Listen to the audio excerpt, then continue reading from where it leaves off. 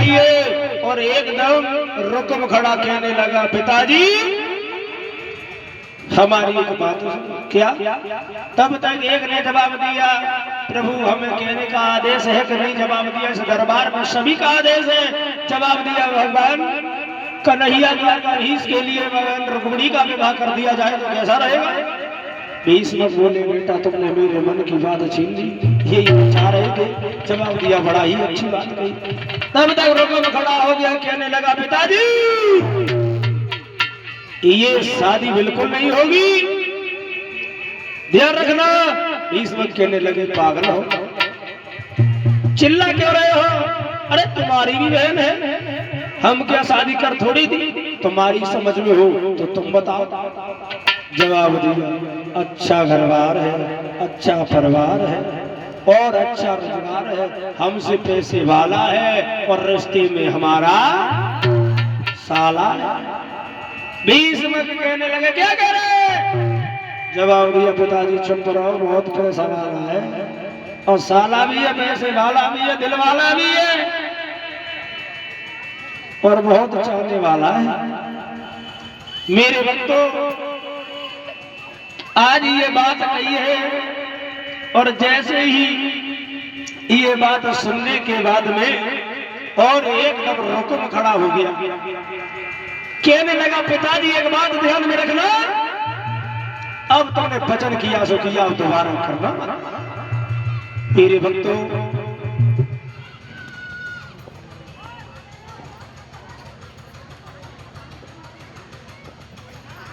आज मेरे भक्तों हुआ ऐसा, सुनो।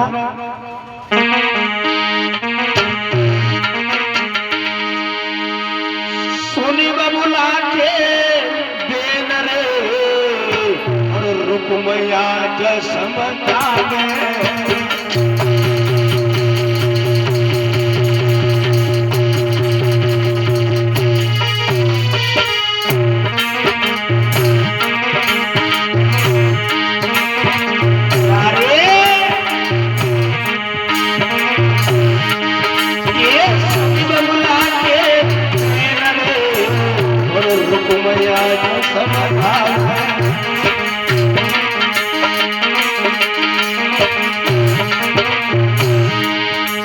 सब राजनमी से सपाल रे पर नजर हमारे आए।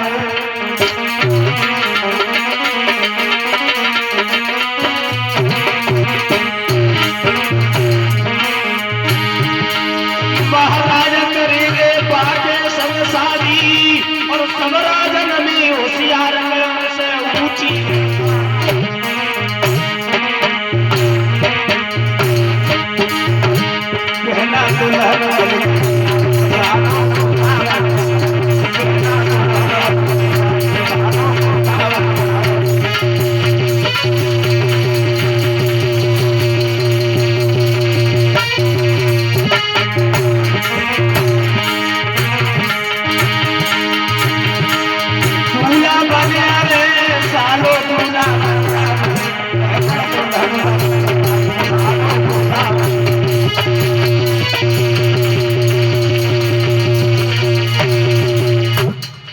जवाब दिया। भीष्म कहने लगे, बेटा इतनी गुस्सा क्यों दिखा रहे हो? पागल हो क्या? जवाब दिया, पुत्र एक बात सुन। भीष्म कहने लगे, इतनी गुस्सा मत दिखाओ, बड़े प्यार से ये लाडली को हमने पाला है, बड़ा प्यार से बड़ा किया है, आज तुम इतनी गुस्सा दिखा रहे हो? जवाब देने लगे, सुनो ना। आरे इकलौती घर में बिटिया हमारी,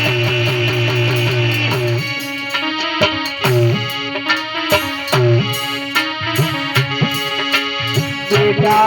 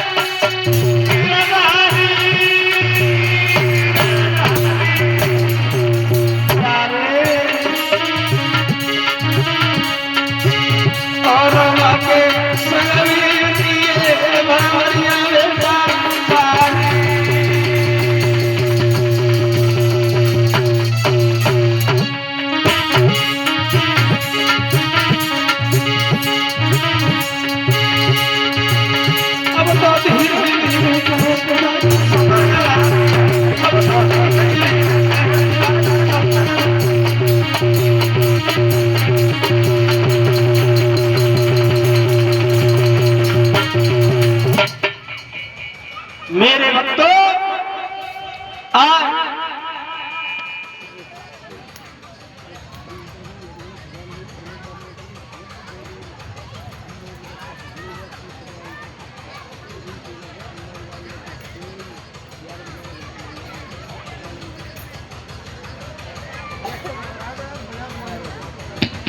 मेरे भक्तों आज हुआ ऐसा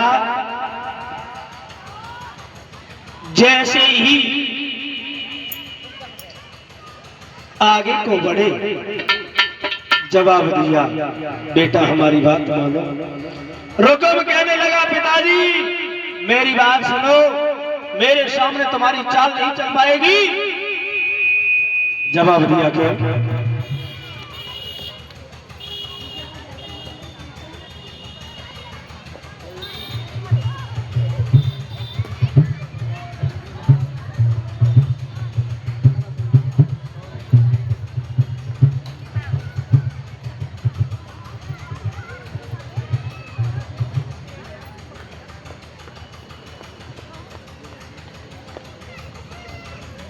पहले बात कर लो, कथा का सुना बात करते फुर्सत ना है। वैसे कहना है और कहने भर रही है कभी सुनो।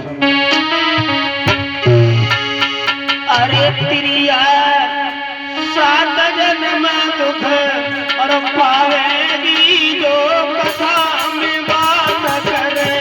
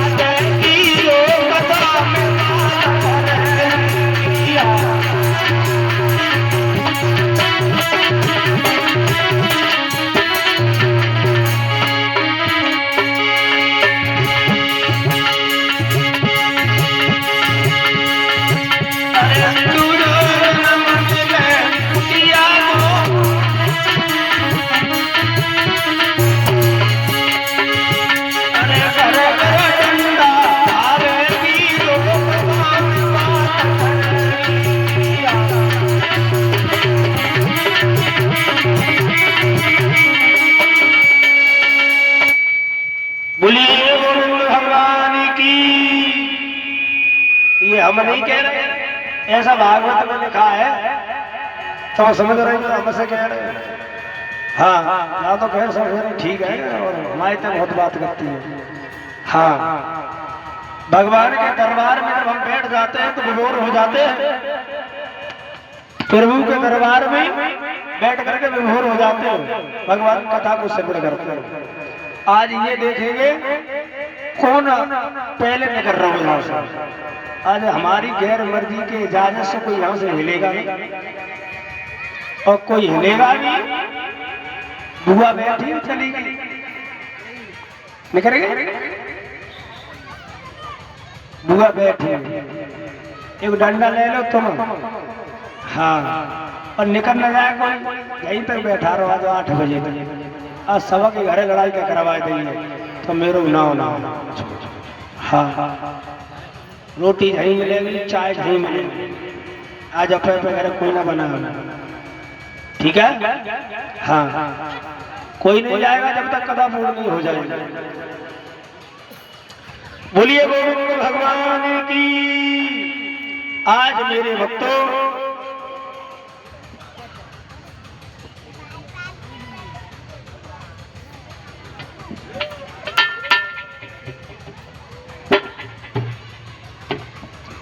जैसे ही जवाब दिया, कहने लगे सुनो हमारी बात। रुको बोले,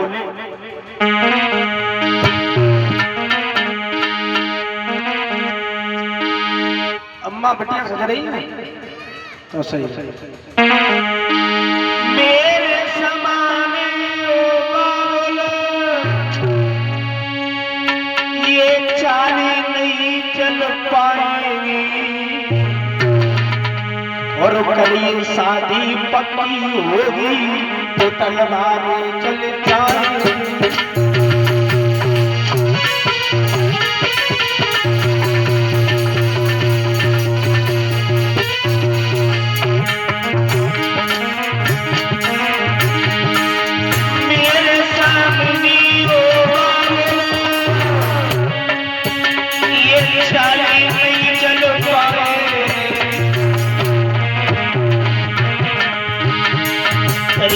सारी पक्की होगी तो तलवारें चल जाएंगी।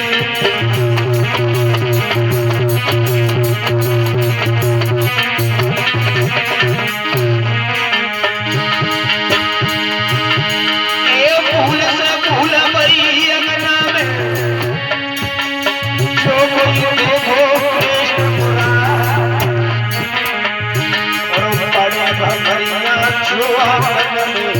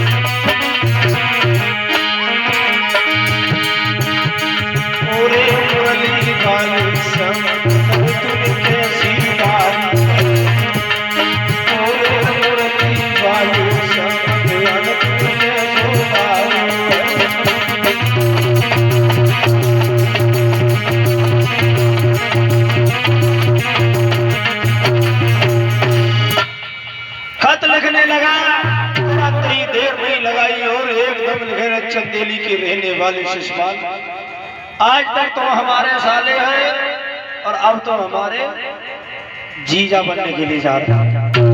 जवाब दिया, आज तक तो हमारे साले रहे और अब कौन बनने जा रहे हो? जीजा। अब एक बात ध्यान रखना, सुनो हमारी बात। और खत लिखने लगा और खत में क्या लिखा है सुनो। अरे फिर नाम मेरी स्वीकार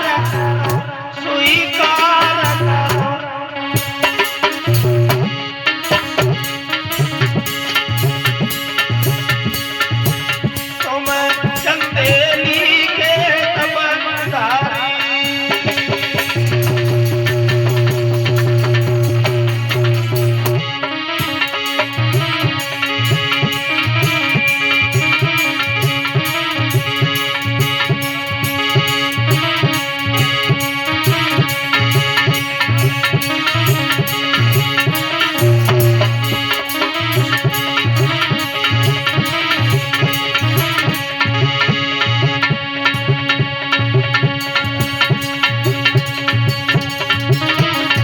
और ये 51 रुपए प्रेम शंकर भाई जी की तरफ से आया है, जो धीमरी को रहने वाले प्रभु से कामना करें, धन और रस भंडार करें, समान में सम्मान कर्म जनाब कर्म के काम पर से आगे बढ़ते हैं।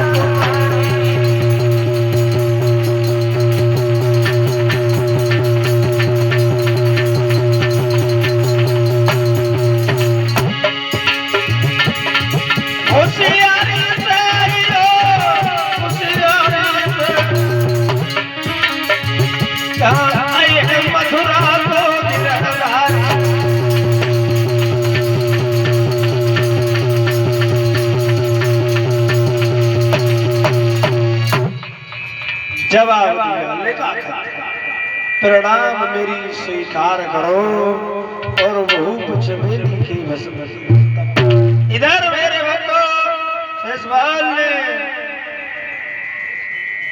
जैसे ही खबर सुन धीरे धीरे वो पत्र को पढ़ा, जवाब दिया हमारे जैसे जीजा सुनगाऊ मिले और एक वर्ष जोड़ो 1000 वर्ष जिए।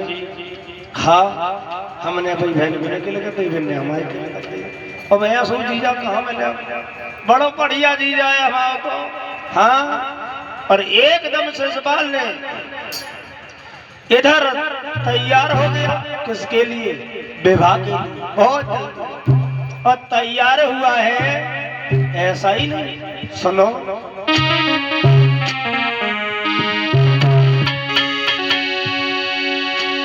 सजे सूर्य सामंत वीर बलवंत इरादे मन में कंधा पे धनुष और बाण रे के गले